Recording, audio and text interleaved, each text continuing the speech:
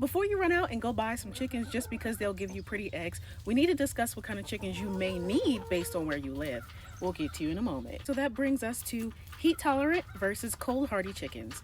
Cold hardy chickens, yes, she's falling asleep, has has smaller combs, and they also tend to have really big bodies because big bodies hold more heat, and the smaller combs gives them less amount of chance to have the heat escape.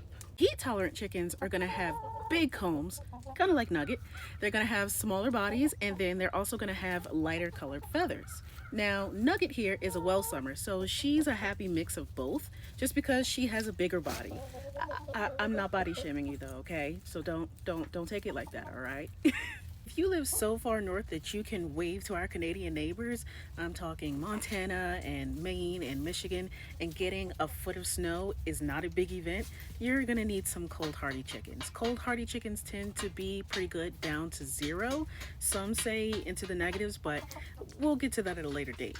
And if you live so far south that you can wave to our Mexican neighbors, I'm talking Southern California and Florida and Arizona, places where having palm trees is naturally occurring, you're definitely going to need some kind of heat tolerant chickens. Now, for the rest of us in the middle who experience all 4 seasons pretty well, you can get something that has a mix of both, that is both heat hardy and cold tolerant. When in doubt, just go to your local farm store and they should have some chicks at this point, and you're going to look at the descriptions of the chickens inside of that area, and you're going to look about here, see how that says calm, heat tolerant, and cold hardy.